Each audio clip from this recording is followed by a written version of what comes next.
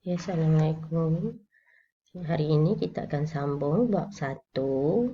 Ya, subtopiknya ialah menukar suatu nombor pada nombor indeks dan sebaliknya.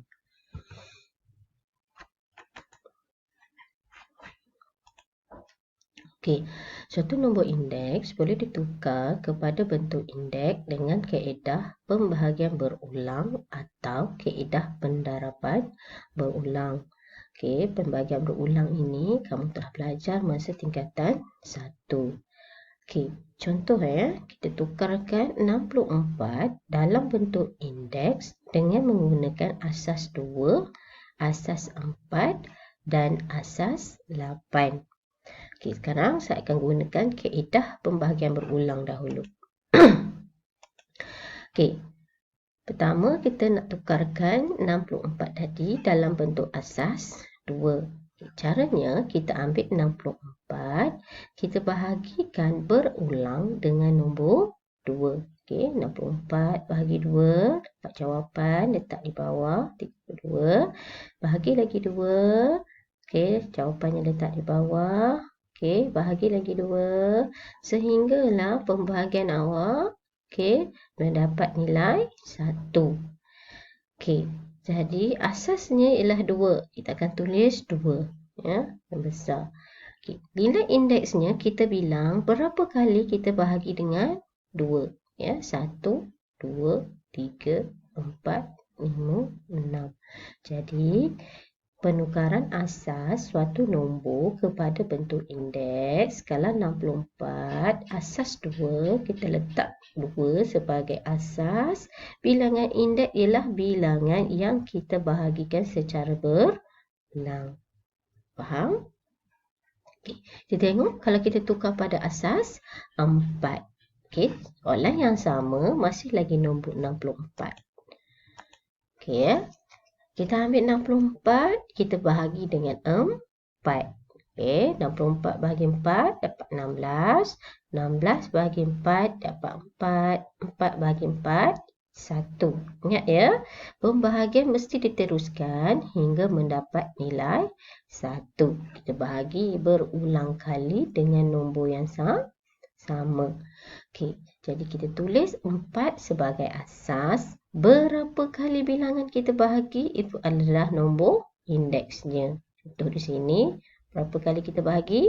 1, 2, 3. Jadi asas 4 kuasa 3 ataupun nilai indeksnya 3. Okey, seterusnya kita tukar pula kepada asas 8. Soalan masih sama iaitu 64.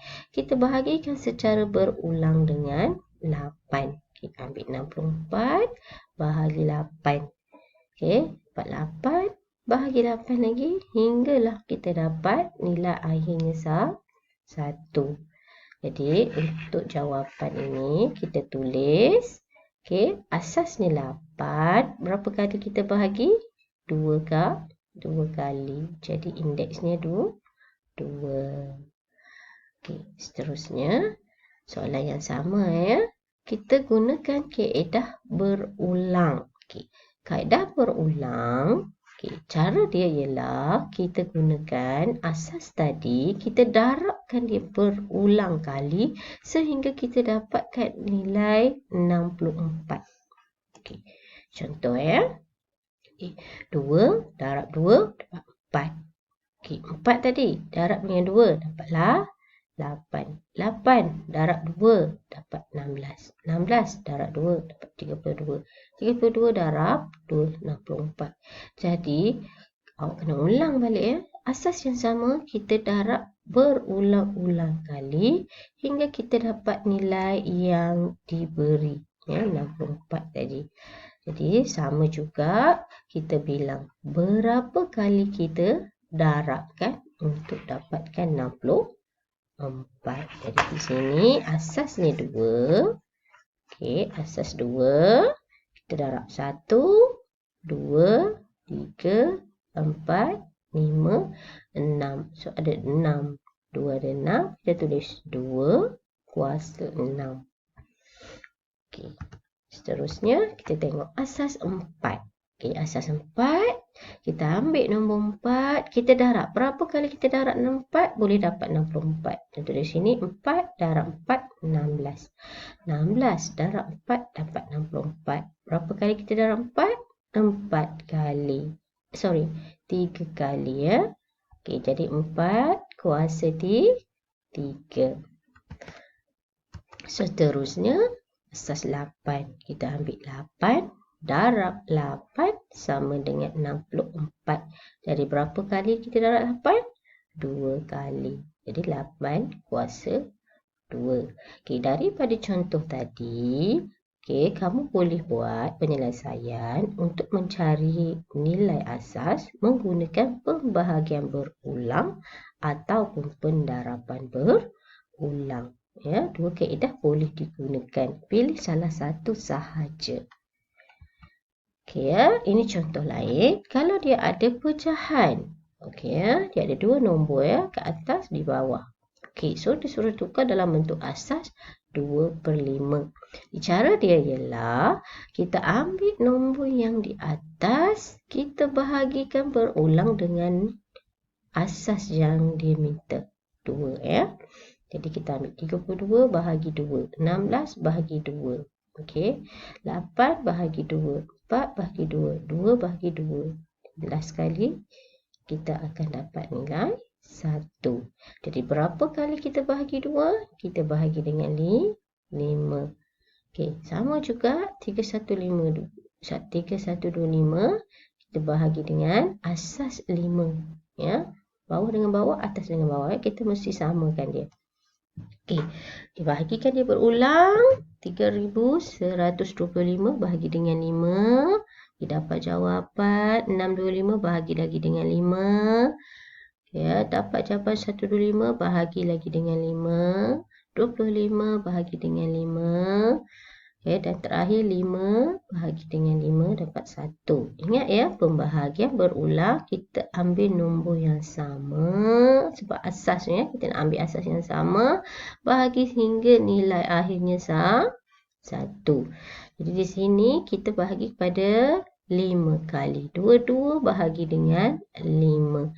Jadi kita buat kurungan, letakkan kuasa 5 di luar kurungan. Okey ya. Okay, sama juga kalau kita nak gunakan pendaraban berulang, kita ambil asas yang diberi tadi, 2/5, kita darab berulang kali sehingga kita dapat semula nombor yang diberi, iaitu 32/3125. Dan kita dapatlah jawapannya 2/5 kuasa 5. Sebab kita bilang berapa kali didarab? 1, 2, 3, 4, 5. Okey ya. Okey. Tadi kita dah tengok bagaimana kita menukar asas. Sekarang kita nak cari macam mana mencari nilai bagi sesuatu nombor dalam bentuk indeks. Okey, kita ada dua cara. Pertama, kita hanya menggunakan pendaraban berulang. Cara kedua, kita akan menggunakan kalkulator. Okey, sekarang saya tunjuk bagaimana kita mencari nilai menggunakan pendaraban berulang. Okay, kita tengok contoh. 2 kuasa 5. Okay, sama dengan kita ambil ya. 2 tadi adalah asas. 5 adalah indeks ataupun berapa banyak 2 itu didarabkan. Jadi kita tulis balik. 2 darab 2, darab 2, darab 2, darab 2. Sebanyak 5 kali. Jawapan dia ialah 32. Okay. Sama juga kalau dia ada nombor perpuluhan. Okay, kita buat kurungan. Okay, kita tengok nombor. Ini dalam kurungan adalah asas. Dua nombor di atas ini adalah kuasa. Atau berapa banyak bilangan asas ini perlu didarabkan. Jadi kita darab 3 lah. Okay, ambil 0.6, darab 3 kali. Dan jawapan akhirnya kita dapat 0.216. Okey, contoh lain. Okey, ini kita dapat 5 kuasa 4. Okey, sekarang saya ajar kamu bagaimana menggunakan kalkulator ya. Okey, pertama, tekan kalkulator awak dengan nombor 5. Cari dalam kalkulator tanda ni ya. Lepas tu tekan 4 dan tekan sama dengan ini adalah tanda kuasa ya. Okey, bila dah dapat tekan kalkulator sama dengan 625. Okey, sama juga. Okey. Kalau ada negatif, pastikan awak mesti menulis kurungan ya. Kurungan ada negatif 7 3 kali ya. So, dalam kalkulator mesti tekan kurungan. Sebab nanti kalau tak tekan kurungan, nanti kamu akan dapat jawapan yang berbeza lah. Okay, kurungan. Tekan simbol tolak. Ni kalau dalam kalkulator awak, ini adalah simbol negatif ya. Okay, letak nombor 7. Cari nombor tekan tutup kurungan. Tekan simbol kuasa dan tekan nombor 3. Dan last sekali tekan sama dengan. Okay, so awak dapatlah jawapannya negatif 3. Okay, negatif 343. Okay, seterusnya, kalau dia pecahan. Okay.